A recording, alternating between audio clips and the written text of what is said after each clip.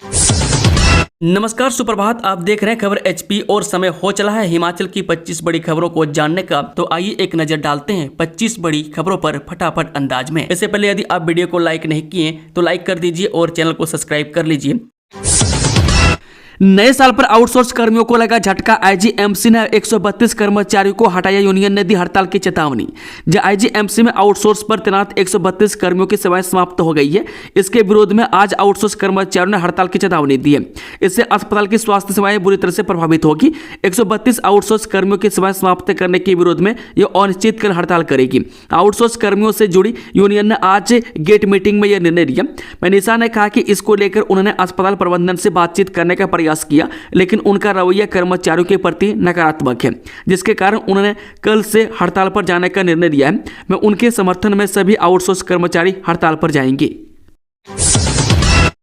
हिमाचल में बिजली सब्सिडी पर मचा सियासी बवाल। सीएम सुक्खू की अपील पर जयराम ने उठाए सवाल। सीएम सुखविंदर सिंह सुक्खू ने बीते दिन बिजली पर मिलने वाली सब्सिडी छोड़ने का ऐलान किया और जनता से भी सब्सिडी छोड़ने की अपील की। वह सीएम सुक्खू के इस बयान पर विपक्ष अब हमलावर हो गया। नेता प्रतिपक्ष जयराम ठाकुर ने सरकार पर जनता के साथ वादाखिलाफी करने का आरोप लगाया। साथ ही सुक्खू सरकार पर जमकर निशाना साधा। सीएम सुक्खू ने चिल्ड्रन ऑफ द स्टेट को दिया तोहफा। हवाई जहाज में सफर, 3 स्टार होटल में स्टे, चंडीगढ़, दिल्ली और गोवा का ट्रिप। सीएम सुखविंदर सिंह सुक्खू ने चिल्ड्रन ऑफ द स्टेट के 22 निराश्रित बच्चों के पहले दल को 13 दिवसीय भ्रमण पर रवाना किया। सीएम सुक्खू ने बच्चों की बोलो बस को हरी झंडी दिखाकर रवाना किया और दल को इस टूर के लिए शुभकामनाएं दी। मुख्यमंत्री सुखविंदर सुक्खू ने कहा, वर्तमान राज्य सरकार ने प्रदेश के 6000 अनाथ बच्चों को कानून बनाकर चिल्ड्रन ऑफ द स्टेट के रूप में अपनाया है। उनका कल्याण सुनिश्चित करने के लिए मुख्यमंत्री सुख आश्रय योजना लागू की है, जिसके अंतर्गत अनाथ बच्चों की देखभाल, उन्हें शिक्षा प्रदान करने और आत्मनिर्भर बनाने के लिए प्रावधान किए गए। इन 22 बच्चों को इस योजना के तहत चंडीगढ़, दिल्ली और गोवा के भ्रमण पर भेजा गया है। कमाई अधिकतम 16,000 करोड़ और खर्च 27,000 करोड़। सैलरी पेंशन की टेंशन दूर करने को अब लोन लिमिट पर सुक्खू सरकार की नजर। जब कमाई व खर्च में जमीन आसमान का अंतर हो तो अक्सर मुंह से यह चर्चित मुहावरा फूट पड़ता है, वह कमाई 54 खर्चा 58, यानी कमाई 25 पैसे और खर्च 50 पैसे। हिमाचल सरकार भी इसी मर्ज से जूझ रही है। वह राज्य सरकार की सालाना कमाई अधिकतम 16,000 करोड़ रुपये है और खर्च 27,000 करोड़ रुपये सालाना है, यानी खर्च अधिक और कमाई कम है। वह सरकार का खर्च कमाई से 1.5 गुना से भी अधिक। ऊपर से कर्ज का मर्ज विकराल है। इस मर्ज का अंदाजा आंकड़ों से लगता है। राज्य सरकार ने 2 साल में 28,000 करोड़ रुपए के करीब कर्ज लिया है। इसमें से 10,000 करोड़ रुपए तो पिछले कर्जों के ब्याज चुकाने पर लगे हैं। वह पिछले कर्ज के मूलधन के रूप में सरकार ने 8,000 करोड़ रुपए वापस किए। ये आंकड़े खुद सीएम सुखविंदर सिंह सुक्खू ने मीडिया से शेयर किए हैं। मैं एक तरफ से राज्य सरकार की आर्थिक गाड़ी कर्ज के सहारे चल रही है। मैं सीएम सुखविंदर सिंह सुक्खू ने दावा किया है कि उनकी सरकार ने सत्ता में आने के बाद से 2200 करोड़ रुपए का अतिरिक्त राजस्व जुटाया है। मैं सरकार के लिए सबसे बड़ी चुनौती हर महीने वेतन व पेंशन के 2,000 करोड़ रुपए के खर्च को लेकर है। यही कारण है कि वर्ष 2024 में हिमाचल सरकार का आर्थिक संकट सुर्खियों में रहा है। 1,68,00,000 रुपये का गबन करने वाले पूर्व जिला कोषागार अधिकारी को जेल। आईपीसी की 5 धाराओं में कोर्ट ने सुनाई सजा। हिमाचल प्रदेश के जिला एवं सत्र न्यायाधीश सिरमौर हंसराज की अदालत ने सरकारी धन के गबन के आरोपी पूर्व जिला कोषागार अधिकारी सतीश कुमार को अलग अलग धाराओं में दोषी करार दिया।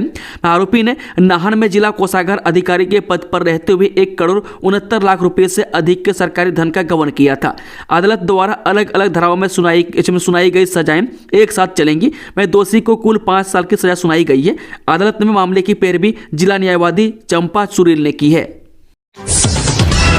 पठानकोट मंडी एनएच के लिए अधिग्रहित जमीन से परिवार को बेदखल नहीं कर सकेगा एनएचएआई। हाईकोर्ट ने बलपूर्वक एक्शन पर लगाई रोक। हिमाचल प्रदेश हाईकोर्ट ने पठानकोट मंडी नेशनल हाईवे के लिए जमीन अधिग्रहित करने के मामले में नेशनल हाईवे अथॉरिटी को एक परिवार को बलपूर्वक बेदखल करने पर रोक लगा दी। नेशनल हाईवे के लिए जमीन अधिग्रहण के दायरे में आए मंडी जिला की पद्धर तहसील से सुनेड़ गांव निवासी राजकुमार ने हाईकोर्ट में याचिका दाखिल की थी। अदालत ने याचिका की सुनवाई के दौरान एनएचएआई द्वारा अधिग्रहित संपत्ति से याचिकाकर्ताओं को बेदखल करने के लिए किसी भी बलपूर्वक कार्रवाई पर रोक लगाई है।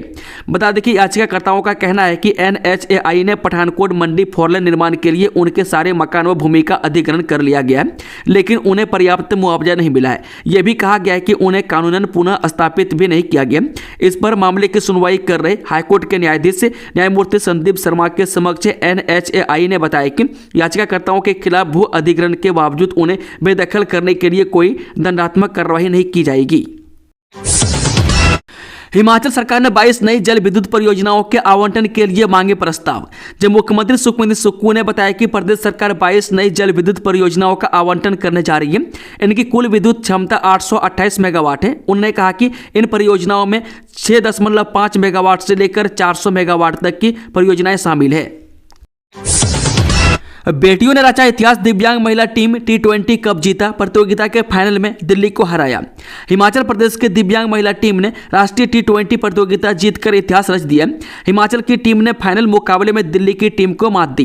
हिमाचल ने दिल्ली को 9 रन से हराकर ट्रॉफी पर कब्जा किया। मैं दिव्यांगों के लिए कार्य कर रही संस्था दिव्यांग परिवर्तन फाउंडेशन के तत्वाधान में झारखंड के रामगढ़ शहर में छावनी फुटबॉल ग्राउंड में तीसरी दिव्यांग क्रिकेट प्रतियोगिता करवाई गई। इसमें हिमाचल ने निर्धारित 12 ओवर में दिल्ली को 83 रन का लक्ष्य दिया। मैं दिल्ली टीम 12 ओवर में महज 74 ही बना सकी। हिमाचल की टीम में बिलासपुर से कप्तान रचना कुमारी, रंजना ठाकुर, हेमलता, सपना, मीना, तृप्ता देवी, रेणु कुमारी, जिला हमीरपुर से सोमा देवी, कांगड़ा से उप कप्तान निशा भाटिया, कुल्लू से कांता, ज्योति, किन्नौर से माला भक्ति शामिल रही। पशुपालन निदेशक को सुक्खू सरकार ने दिया 6 महीने की सेवा विस्तार, 31 दिसंबर को हुए थे रिटायर। जब प्रदेश सरकार ने पशुपालन विभाग के निदेशक डॉक्टर प्रदीप कुमार शर्मा को सेवानिवृत्ति के दूसरे ही दिन 6 माह के लिए सेवा विस्तार दे दिया। वीरवार को मुख्य सचिव प्रबोध सक्सेना ने प्रदीप शर्मा को 6 माह सेवा विस्तार की अधिसूचना जारी की। प्रदीप को सेवा विस्तार का विभाग के ही कुछ अधिकारी विरोध कर रहे थे। अधिकारियों ने प्रदेश सरकार से लेकर राष्ट्रीय अनुसूचित जाति आयोग के अध्यक्ष तक मामला उठाया था। इसके बावजूद कृषि मंत्री के आग्रह पर मुख्यमंत्री ने प्रदीप को सेवा विस्तार देने को हरी झंडी दे दी। वह उधर कृषि मंत्री प्रोफेसर चंद्र कुमार का कहना है कि दूध और गोबर खाद की खरीद को लेकर शुरू की गई योजनाओं को प्रभावी तरीके से लागू करने और पशुपालकों की आय में बढ़ोतरी के लिए प्रदेश में पशु गणना शुरू की गई है। वह पूरी प्रक्रिया निदेशक पशुपालन की देखरेख में चल रही है। वह पशु गणना की प्रक्रिया प्रभावित न हो, इसलिए निदेशक को 6 माह का सेवा विस्तार देने का आग्रह मुख्यमंत्री से किया था। इसे स्वीकार कर मुख्यमंत्री ने सेवा विस्तार को मंजूरी दी है। हिमाचल में पानी घोटाला, टैंकरों की जगह दिए मोटरसाइकिल व कारों के नंबर, RTI में हुआ खुलासा। जी, शिमला जिले में पिछले साल गर्मियों में टैंकरों से पानी की आपूर्ति के नाम पर करोड़ों का गड़बड़झाला सामने आया। में टैंकरों से पानी की आपूर्ति के लिए ठेकेदारों को 1 करोड़ से ज्यादा का भुगतान किया गया। में RTI में सूचना लेने पर खुलासा हुआ है कि टैंकरों के नाम पर जिन वाहनों के नंबर दिए गए उनमें मोटरसाइकिल एवं कारों के अलावा एक अफसर की गाड़ी भी शामिल है। में 2 ऐसे गाँव में टैंकरों से पानी की आपूर्ति दर्शाई गई जहां सड़क ही नहीं है। मेठियो के पूर्व विधायक राकेश सिंघा की ओर से सरकार को शिकायत देने के बाद अब शिमला के अतिरिक्त उपायुक्त को पूरे मामले की जांच करने के लिए कहा गया है। हिमाचल में आज से बदलेगा मौसम, 7 तक बारिश बर्फबारी का अलर्ट, तापमान में दर्ज होगी कमी। हिमाचल प्रदेश में वीरवार से मौसम बदलेगा। 2 से 7 जनवरी तक प्रदेश के कई क्षेत्रों में बारिश और बर्फबारी का अलर्ट जारी हुआ है। 5 और 6 जनवरी को अधिकांश क्षेत्रों में पश्चिमी विक्षोभ सक्रिय रहने से बारिश और बर्फबारी की तीव्रता अधिक रहने का पूर्वानुमान है। इस दौरान तापमान में भी कमी आने की संभावना है। मैदानी जिलों ऊना, कांगड़ा, मंडी, हमीरपुर और बिलासपुर के कई क्षेत्रों में बुधवार सुबह और शाम के समय घना कोहरा छाया रहा। वीरवार को भी कोहरा पड़ने का अलर्ट जारी हुआ है। कोई दफ्तर के लिए लेट तो कोई स्कूल के लिए, शिमला में बसों की कमी से जनता परेशान, प्राइवेट बसें चलाने की मांग। हिमाचल प्रदेश की राजधानी शिमला के उपनगर चक्कर में रहने वाले लोगों को बसों की कमी के कारण बड़ी दिक्कतें का सामना करना पड़ रहा है। सुबह के समय यहां से बसें देरी से आती है। जो बसें यहां से आती है वो पूरी तरह से लोगों से भरी हुई होती है। ऐसे में लोगों को आने जाने में बड़ी परेशानियों का सामना करना पड़ रहा है। बता दें कि स्कूल के बच्चे यहाँ से स्कूल बस में जाते हैं। नौकरी वाले लोग या तो सरकारी बस व निजी वाहन लेकर अपने ऑफिस पहुंचते हैं। यहाँ के स्थानीय लोगों का कहना है कि उन्हें सरकारी बस के साथ निजी बस की सुविधा भी प्रदान करवानी चाहिए। इससे वे समय पर काम पर पहुंच सकेंगे और शाम के समय भी बस का समय 7 बजे तक कर देना चाहिए। संघेड़ा रस्म से शुरू होगा भुंडा महायज्ञ। देवताओं के साथ देवलू पहुंचेंगे दलगांव। जरोहड़ू उपमंडल के दलगांव में वीरवार से देवता महाराज बकरालू का भुंडा महायज्ञ शुरू हो जाएगा। वह पहले दिन महायज्ञ में संघेड़ा रस्म के साथ देवताओं का आगमन होगा। वह देवताओं के साथ हजारों देवलू हथियारों से लेस होकर भुंडे में पहुंचेंगे। वह भुंडा महायज्ञ 2 जनवरी से 5 जनवरी तक होगा। वह स्पेशल वैली के दलगांव में 40 वर्ष बाद भुंडा महायज्ञ मनाया जा रहा है।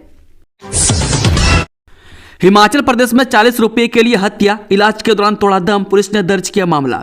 जब भोरंज में वह 40 रुपये के लिए साथी मजदूर की हत्या का मामला सामने आया है। वह वारदात 26 दिसंबर को भोरंज के समूह ताल में हुई बताई जा रही है। मारपीट के दौरान संदीप कुमार गंभीर रूप से घायल हो गया था। वह 6 दिन के बाद संदीप ने एम्स बिलासपुर में उपचार के दौरान बीती रात को दम तोड़ दिया। विधायक प्राथमिकता बैठकें 3 फरवरी से। जो वार्षिक बजट 2025-26 में विधायकों की प्राथमिकताओं के निर्धारण के लिए मुख्यमंत्री ठाकुर सुखविंदर सिंह सुक्खू की अध्यक्षता में 2 दिवसीय बैठकों का आयोजन 3 और 4 फरवरी 2025 को हिमाचल प्रदेश सचिवालय में किया जाएगा।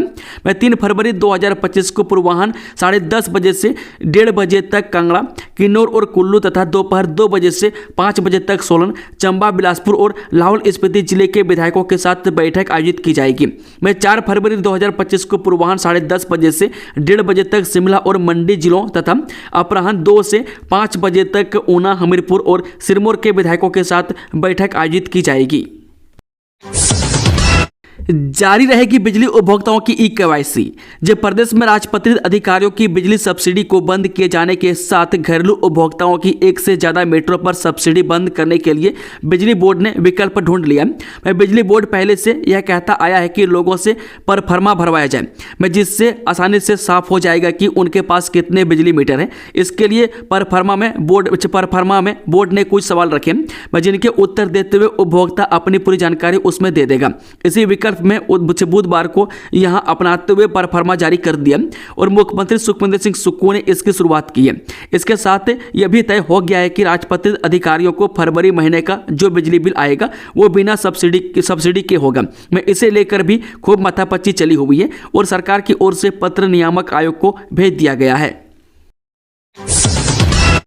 बिलासपुर में उड़ान भरेंगे मानव परिंदे पैराग्लाइडिंग स्पर्धा को तैयारियां शुरू। इस महीने होगा आयोजन। जब प्रशासनिक स्तर पर बिलासपुर में पहली बार नेशनल लेवल की पैराग्लाइडिंग प्रतियोगिता का आयोजन करवाए जाने की तैयारी चल रही है। इस आयोजन मार्च महीने में करवाया जाएगा, जिसके लिए जिला प्रशासन की ओर से पर्यटन विभाग को फंडिंग के लिए प्रस्ताव भेजा गया। उस ओर से अप्रूवल मिलने के बाद अगली कार्ययोजना को अंतिम रूप दिया जाएगा। इस आयोजन में मानव परिंदे बंदलाधार से बिलासपुर के लोहनू मैदान के लिए उड़ान भरते नजर आएंगे और लोगों को पैराग्लाइडिंग का रोमांच देखने का अवसर मिलेगा। प्रदेश में अब नई गौशालाएं नहीं बनाएगी सरकार। राज्य सरकार बेसहारा पशुओं को आश्रय देने के लिए अब नई गौशाला नहीं बनाएगी, बल्कि इन पशुओं को अपने घरों में आश्रय देने वाले लोगों को 700 रुपये प्रति पशु प्रति माह की राशि देगी। जिन लोगों के पास घरों में ऐसे पशु हैं जो दुधारू नहीं हैं, उनको पालने के लिए सरकार उनको पैसा देगी। सरकार का मानना है कि अब गौशालाओं को चलाना भी आसान नहीं रहा और लोग इसमें भी गड़बड़ियां कर रहे हैं। ऐसे में नए विकल्प पर काम करना जरूरी है। मैं खुद पशुपालन मंत्री चंद्र कुमार नए विकल्पों को यहां लागू करने की बात कह रहे हैं। मैं जो पशु किसानों के लिए किसी काम के नहीं रह गए, मैं उनके लिए प्रति मवेशी के बदले किसानों को 700 रुपये खर्च के लिए दिए जाएंगे। प्रयागराज महाकुंभ मेले के लिए चलेंगी 6 विशेष रेलगाड़ियां।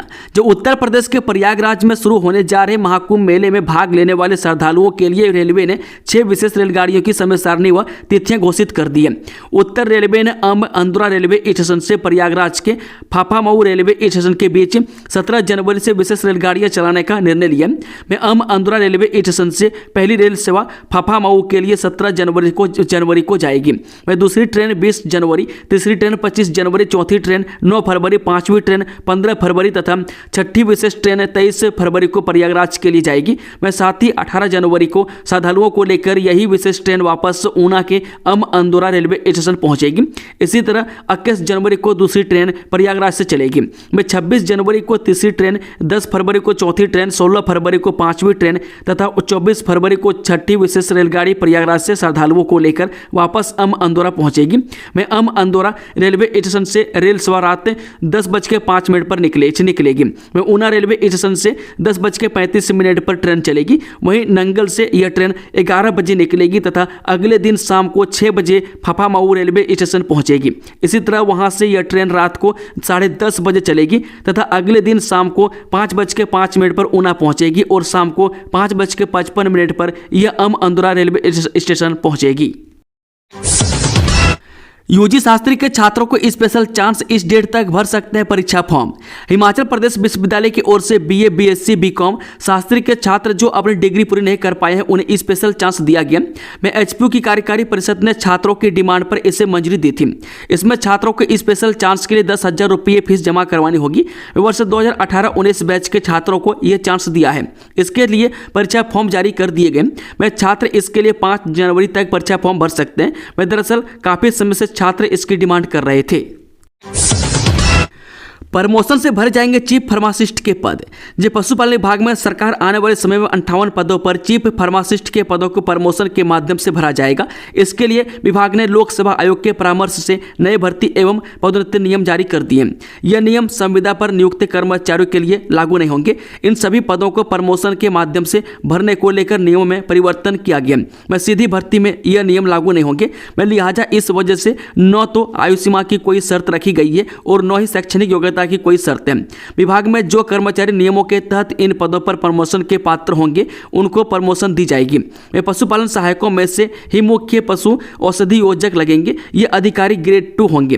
वे पशुपालन सहायक का इस पदोन्नति के लिए 3 वर्ष का कार्यकाल होना चाहिए या ग्रेड में की गई लगातार तदर्थ सेवा यदि कोई हो को सम्मिलित करके 3 वर्ष का नियमित सेवाकाल होना चाहिए। वे प्रमोशन के बाद इन अधिकारियों को जनजातीय, कठिन, दुर्गम और दूरस्थ क्षेत्रों में सेवाएं देना जरूरी होगा। यदि वहां पर पद खाली होंगे तो उनको कम से कम 1 कार्यकाल तक वहां पर सेवा देनी होगी। पंजाब के स्कूलों में 10वीं 12वीं की डेट शीट जारी। जब पंजाब स्कूल शिक्षा बोर्ड के द्वारा 10वीं 12वीं कक्षा की वर्ष 2025 से वैकेशनल व NSQF विषयों की वार्षिक प्रैक्टिकल परीक्षाएं 27 जनवरी 2025 से 4 फरवरी 2025 तक आयोजित की जा रही है। इस संबंध में जानकारी देते हुए पंजाब स्कूल शिक्षा बोर्ड के एक प्रवक्ता ने बताया कि स्कूल प्रमुख इन विषयों के परीक्षार्थियों को ये नोट करवा दें ताकि कोई भी परीक्षार्थी परीक्षा देने से वंचित न रहे। उन्होंने कहा कि डेट शीट और अधिक जानकारी बोर्ड की वेबसाइट पर भी उपलब्ध है। पंजाब गवर्नमेंट.in पर संपर्क किया जाए। तो बता दें कि पंजाब सरकार द्वारा 7 जनवरी तक स्कूलों की छुट्टियां बढ़ाने के निर्णय ने जहां राज्य के निजी और सरकारी स्कूलों के शैक्षणिक कार्यक्रम को काफी प्रभावित कर दिया है। 5 महीने में निपटाए कर्मियों के निलंबित मामले। जब 35 वर्ष से भी अधिक समय की नौकरी के बाद एक ACF पद से वन बल प्रमुख के पद का सफर पूरा कर डॉक्टर पवनेश 31 दिसंबर को सेवानिवृत्त होगी। डॉक्टर पवनेश ने वन विभाग के विभिन्न स्थानों पर वन अधिकारी के रूप में भूमिका निभाई है। वन बल मुखिया के सम्मान में वन विभाग के मुख्यालय में उनके आग्रह पर एक सादे समारोह में उन्हें वन विभाग के कर्मचारी और अधिकारियों ने विदाई दी। गौरतलब है कि डॉक्टर पवनेश वन बल प्रमुख के साथ साथ वन निगम के महानिदेशक और IDP प्रोजेक्ट सोलन के मुख्य परियोजना निदेशक के पद पर भी कार्य कर रहे थे। मुख्यमंत्री सुखविंदर सिंह सुक्खू ने उनके कार्यों की अनेक सभाओं में खुले मंच से कई बार अनुशंसा भी की है। वही डॉक्टर पवनेश ने लगभग 5 महीने वन बल प्रमुख के रूप में कार्य किया। वन विभाग के छोटे से लेकर बड़े कर्मचारियों के साथ न केवल आत्मीयता का रिश्ता बनाया बल्कि छोटे से कार्यकाल में कर्मचारियों की कई वर्षों से लंबित पड़ी अनेक सुविधाओं का समाधान भी किया। वन बल प्रमुख ने अपने छोटे से कार्यकाल में विभाग के कार्यों में गति लाने की कोशिश की। सरकार ने इन 3 राज्य स्तरीय पुरस्कारों के लिए आवेदन की तिथि बढ़ाई। हिमाचल दिवस पर दिए जाने वाले 3 राज्य स्तरीय पुरस्कारों स्टेट सिविल सर्विसेज अवार्ड, प्रेरणा स्रोत सम्मान और हिमाचल गौरव पुरस्कार 2025 के लिए अब 31 जनवरी तक आवेदन किए जा सकते हैं।